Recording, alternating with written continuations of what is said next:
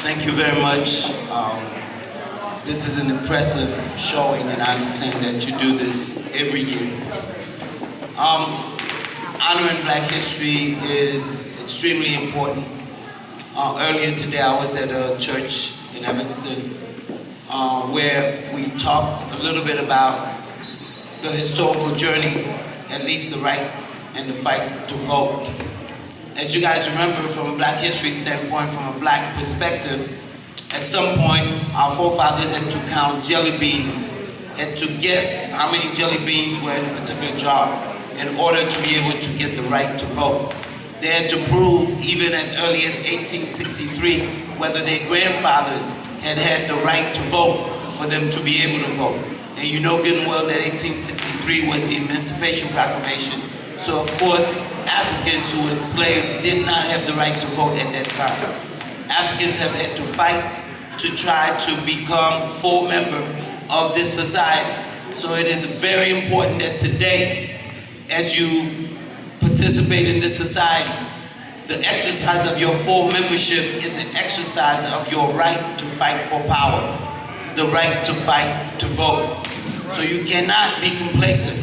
No longer can we have the excuse that we can sit back and say that we could not get to the polls. The polls, you are able to vote early voting from February 27th, which is tomorrow. You could go and do early voting. You could do absentee balloting without having an excuse. And of course, March 20th is the day that you can, the last day to vote. So there is no excuse. We have to exercise that franchise that our forefathers fought for and won. So as we honor Black history, it is about honoring those who came before us because we're standing on their shoulders. And so I am running for judge of the Ninth Sub-Circuit, which includes this area. It's Edgewater, Rogers Park, Evanston, Wilmette, Glenview, Winnetka, Kenilworth, Skokie, Morton Grove, Niles. So it is a wide area, very diverse area, but for you to manifest your perspective, your desire, your choice, you have to step up to the plate to participate. My punch number is 182. We have some friends who will be distributing some brochures to you at this time, and hopefully you will take those and tell each other and step up. There's a number on the brochure that you could call to participate, to volunteer. We want your support, but we want you to participate at all levels of the process so that you can honor your people's fight, because it is the only way you pass on the legacy to your own children. So once again, we do have some yard signs. Alderman Joe Moore, as you know, has endorsed me, David Fakis, and others. So we are honored by the support. Thank you. Thank you so much for coming and reminding us of how important the political process is, and that we are standing on the shoulders of those who died to vote. That was one thing that I really impressed upon my daughter when she was younger.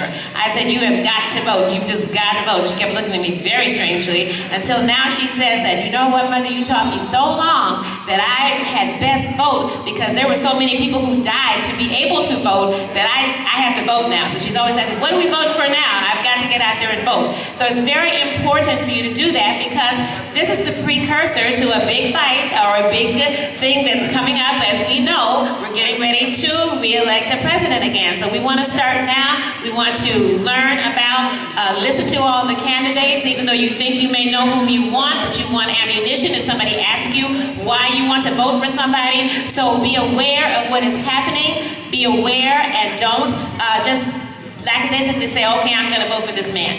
Know what you're doing. They represent us and they will represent us well. We need to represent them as well. We need to do that. So, I would like to remind, you have one more thing? Okay. I just wanted to add one thing because I've shared with you just the urgency of the moment to stand up and to fight to vote. And I neglected to tell you a little bit about me. I am a graduate from Evanston Township High School, went to Princeton University.